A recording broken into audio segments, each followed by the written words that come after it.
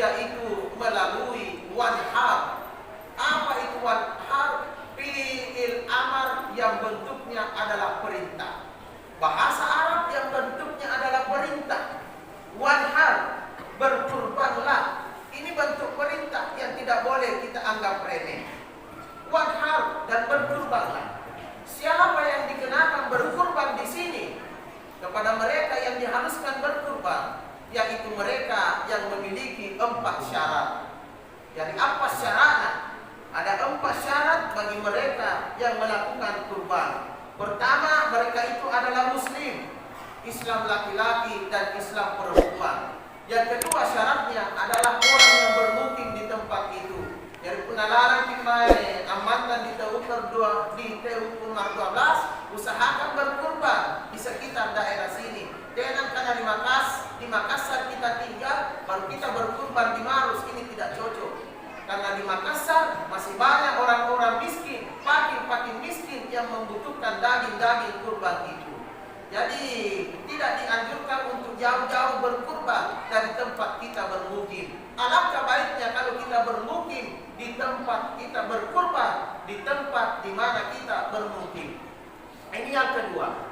Lalu syarat yang ketiga adalah mampu. Mampu yang dikatakan di sini adalah mampu dengan niat kita. Niat kita sudah bulat, sudah begitu besar untuk melaksanakan kurban tahun ini. Alhamdulillah. Dan uang serta dana yang kita miliki juga sudah cukup ada untuk membeli binatang kurban. Lalu yang ketiga adalah balik atau berakal sehat. Jadi orang gila tidak termasuk syarat untuk melakukan ibadah kurban. Anak-anak kecil juga yang belum balik tidak termasuk syarat melakukan ibadah kurban. Nah, jadi ini ada yang bertanya, bagaimana dengan orang yang belum dihakikat? Nah, banyak yang bertanya, bagaimana dengan orang yang belum dihakikat? Apakah diperbolehkan dan diizinkan berkurban menurut syariat dari agama kita? Ternyata alhamdulillah diperbolehkan dan diizinkan bagi mereka yang belum dihakikat untuk melaksanakan ibadah kurban asal sudah memenuhi 4 syarat ini. Jadi Anda sudah dihakikat atau belum dihakikat, ketika sudah memiliki 4 syarat ini sudah diharuskan untuk melaksanakan berkurban. Mau dihakikat atau belum dihakikat, yang penting Allah sudah memberikan kemampuan kepada kita, maka ini sudah menjadi hal yang disunnah muakkadkan. Apa yang dikatakan sunnah muakkad? Menurut Imam Syafi'i, hukum dari ibadah kurban itu adalah sunnah muakkad. Apa yang dikatakan dengan sunnah muakkad? Sunnah yang diutamakan, sunnah yang diharuskan. Kapan Allah memberikan kemampuan kepada kita melakukan ibadah kurban, sudah memenuhi 4 syarat ini, tapi kita tidak melakukannya, maka kita telah melakukan dosa. Na'udzubillah min zalik summa na'udzubillah. Allahu Akbar, Allahu Akbar, Allahu Akbar, walillahil hamd. Begitu banyak hadis-hadis Rasulullah yang menyatakan kepada kita untuk melaksanakan kurban bagi orang-orang yang mampu.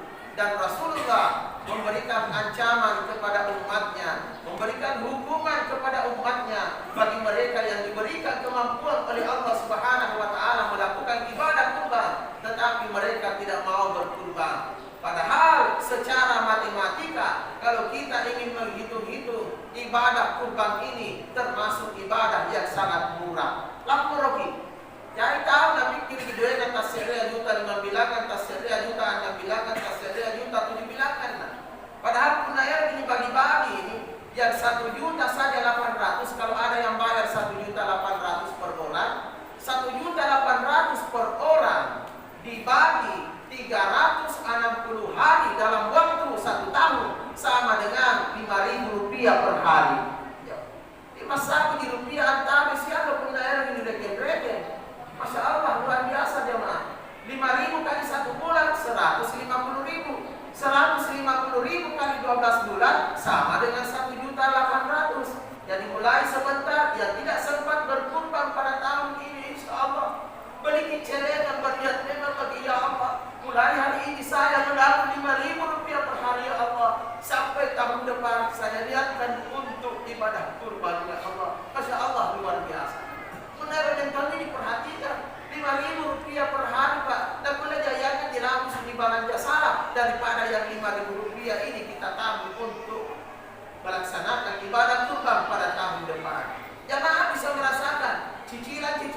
miliar jutaan harganya setiap bulan, kenapa kita mampu membayarnya? Cicilan motor kita yang lebih 1 juta, kadang-kadang tak 2 juta 1 bulan, alhamdulillah bisa konji dibayar. Nah, kenapa ini yang 150.000 rupiah per bulan sangat susah kita kumpulkan untuk ibadah kurban ini? Karena apa? Karena kadang-kadang niat dan semangat kita untuk melakukan ibadah kurban begitu lemah. Lambai niat kah? Lambai semangat kah? Tapi puna semangat dalam mali motor baru, amal lagi motor baru sangat lompona. Masya Allah, luar biasa. Ini sudah membuktikan, inilah kekurangan kita sebagai manusia. Kadang-kadang kepentingan dunia semata lebih kita utamakan dibandingkan kepentingan kebahagiaan kita di akhirat nanti. Padahal kita tahu di siapa ini langgar angkana binatang kurban yang kita kurbankan itu akan menjadi kendaraan istimewa nanti di akhirat di dalam surga. Masa orang sudah punya kendaraan istimewa di dalam surga, nampaknya tidak banyak. Masya Allah, luar biasa. Berusahalah agar kita bisa membuktikan cinta kita kepada Allah Subhanahu wa Ta'ala dan rasa syukur kita kepada Allah Subhanahu wa Ta'ala melalui ibadah kurban ini. Kita bisa menyaksikan sendiri, meresapi dan menghayati sendiri bagaimana pengorbanannya Nabi Ibrahim alaihissalam. Ia rela mengorbankan anaknya menjadi sembelihan kurban demi cintanya kepada Allah Subhanahu wa Ta'ala. Karena memang Nabi Ibrahim alaihissalam pernah bernazar dan berjanji kepada Allah ketika ia melaksanakan ibadah kurban. Waktu Nabi Ibrahim alaihissalam melakukan ibadah kurban, karena dia adalah seorang peternak yang begitu memiliki peternakan yang begitu luas dan luar biasa. Sampai-sampai suatu hari ketika ia melaksanakan ibadah kurban dengan 1.000 ekor kambing. 1.000 ekor kambing jamaah. 300 ekor sapi atau kerbau. Kali-kali aneh. Dan 100 ekor unta. Masya Allah, luar biasa. Ibrahim pada waktu itu belum puas dengan ibadah kurbannya. Semua malaikat yang ada di langit betul-betul mengakui kehebatan ibadah kurbannya Nabi Ibrahim alaihissalam. Pada waktu itu ia bernazar dan berjanji kepada Allah, ya Allah ya Rabbi, untuk membuktikan rasa syukurku kepada Engkau ya Allah yang selama ini memberikan nikmat kepada aku ya Allah, untuk membuktikan cintaku kepadamu ya Allah, atas kesetiaanku kepadamu ya Allah, untuk membuktikan cintaku kepadamu ya Allah dan kesetiaanku kepadamu ya Allah. Jangankan 1.000 ekor kambing, jangankan 1.000 ekor kambing, 300 ekor kerbau dan sapi dan 100 ekor unta. Kalau suatu saat nanti Engkau mengkaruniakan aku seorang anak laki-laki, nusariman kaja anak burane, anak laki-laki saya itu pun saya rela menjadikan kurban ya Allah demi cintaku kepadamu. Nah, Rabi di waktunya Nabi Ismail, anaknya Nabi Ibrahim menjelang usia remaja, ditagih oleh Allah Subhanahu wa Ta'ala janjinya. Sehingga Allah Ta'ala dalam waktu 3 kali berturut-turut 3 mimpi yang diberikan kepada Ibrahim. Pada mimpi pertama Nabi Ibrahim masih menganggap remeh, jangan-jangan mimpi ini datangnya dari syaitan. Sehingga Nabi Ibrahim, wahai Ibrahim, ingat janjimu, urangi janjimu, urangi nazarmu. Tidak percaya Nabi Ibrahim, masih dianggap perintah dari setan, godaan dari setan.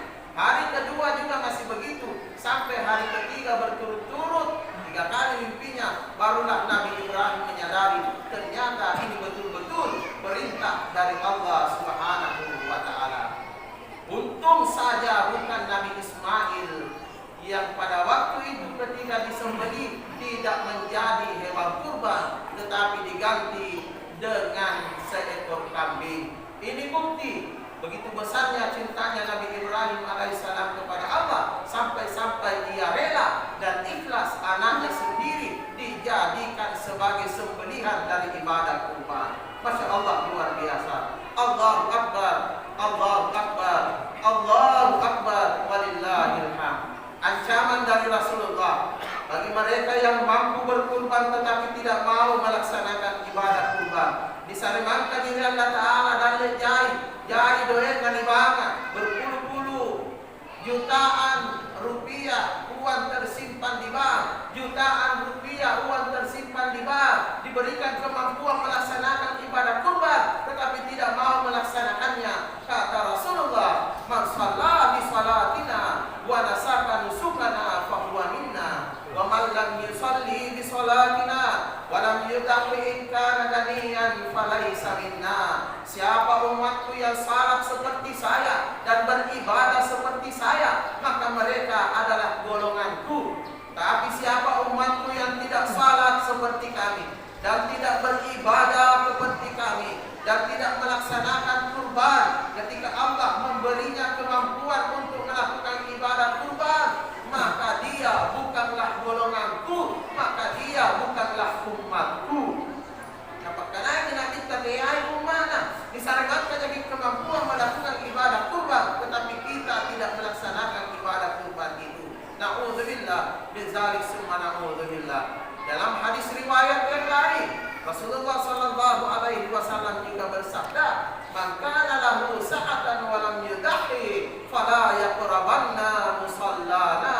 Siapa yang diberikan kemampuan oleh Allah melakukan ibadah kurban, tetapi dia tidak mau melaksanakan kurban itu, maka janganlah suruh dia mendekati tempat-tempat salat kami. Dia kau suruhi dan peseri masjid jika tahu dia akan kemampuan melakukan ibadah kurban, tetapi dia tidak berkurban dengan anak kita. Dia kau suruhi dan peseri masjid jika na'udzubillah min dzalik summa na'udzubillah. Ini membuktikan bahwa ibadah kurban adalah salah satu ibadah yang sangat murah dari kualitas harganya. Kalau kita ingin menghitung secara matematika, dan ibadah kurban merupakan sesuatu yang sangat diharuskan dilaksanakan apabila Allah sudah memberikan kemampuan kepada kita. Allahu Akbar, Allahu Akbar, Allahu Akbar, walillahil hamd. Jamaah Idul Adha yang insyaallah dirahmati Allah, melalui ibadah kurban ini tentu kita sudah membuktikan bagaimana rasa kasih sayang kita terhadap orang-orang miskin, karena dengan penuh ketulusan dan keikhlasan karena Allah, kita rela membagi daging-daging kurban itu kepada mereka. Jangan menjadi pendusta-pendusta agama yang rajin salat tapi masih pendusta agama, yang sudah haji tapi masih pendusta agama, yang rajin berpuasa tapi masih termasuk pendusta agama. Siapa pendusta agama itu? Ara'aitan ladzi yukadzibu bid-din, fadzalika alladzi yad'u al-yatim wa la yahuddu 'ala ta'amil miskin. Tahukah kalian siapa pendusta-pendusta agama itu? Mereka itulah orang-orang yang selalu menghardik anak-anak yatim.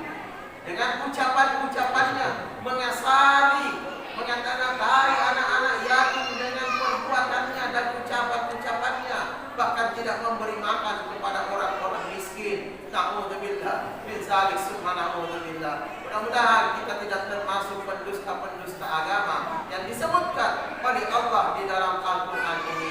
Mari bersedekah dan banyak berbagi pada hari raya yang begitu penuh kebahagiaan ini terhadap tetangga-tetangga kita yang miskin. Bagi-bagi nikmat harta supaya insya Allah apa yang Allah berikan kepada kita bisa mendatangkan berkah. Anjana sarian ngaki Allah Ta'ala mahir kadeh siketena kana jaina, barulah bisa mendatangkan berkah semua itu apabila kita bisa semakin mendekatkan diri kepada Allah Subhanahu wa Ta'ala. Kalau harta-harta kita bisa menyebabkan kita semakin dekat kepada Allah, inilah yang akan mendatangkan berkah. Harta yang kita miliki, makanan yang kita miliki, apapun yang kita miliki, kalau sudah kita manfaatkan untuk berbagi kepada sesama dan semakin mendekatkan diri kepada Allah, inilah yang akan mendatangkan berkah. Tapi lain tahu, bila jari hartana, bila jari karena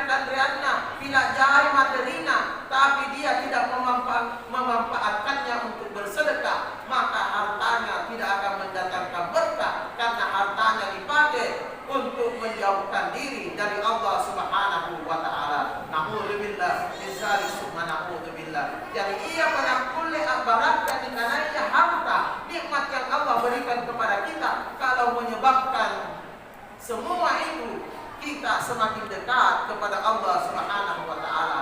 Tetapi ketika menyebabkan kita semakin jauh dari Allah, maka keberkahan akan tidak ada dalam kehidupan kita. Malahan neraka akan siap membakar kita. Na'udzubillah min dzalik, summa na'udzubillah. Allahu akbar, Allahu akbar, Allahu akbar, walillahil hamd. Utamakan juga dengan kedua orang tua kita yang sudah meninggal. Dengan hari yang sangat berbahagia ini kita kirimkan bacaan Al-Fatihah. Dan yang masih hidup dalam keadaan sakit, mintalah dan doakanlah kepada Allah agar orang tua kita disembuhkan. Sayangilah dan cintailah kedua orang tua kita dengan sebaik-baiknya, apalagi di hari raya yang penuh berkah dan rahmatnya Allah Subhanahu wa taala ini. Karena untuk masuk surga bukanlah ibadah kurban yang harus kita perbaiki, bukanlah ibadah salat juga yang harus kita perbaiki, tapi salah satu cara dan kunci untuk mendapatkan surganya Allah adalah mencintai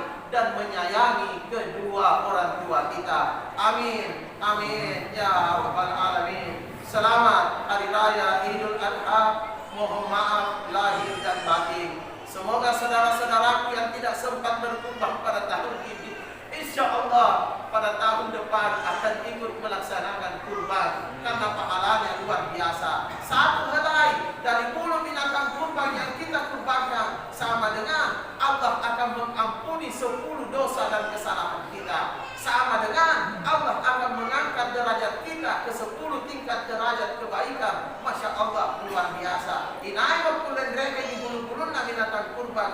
Jangankan sapi atau kerbau, kambing saja kita tidak bisa hitung berapa banyak bulu-bulunya. Allahu Akbar, Allahu Akbar, Allahu Akbar, walillahil hamd. Semoga insya Allah apa yang Allah berikan kepada kita selalu mendatangkan berkah dan rahmatnya bagi kita semua. Bahagia bersama keluarga di dunia ini dan di akhirat kelak. Amin, amin ya rabbal alamin. Barakallahu li wa lakum fil Qur'an al-Hakim. Wa nafa'ni wa iyyakum bima fihi min al-ayati wa zikril hakim. Wa taqabbal minni wa minkum tilawatahu. Innahu huwal ghafurur rahim.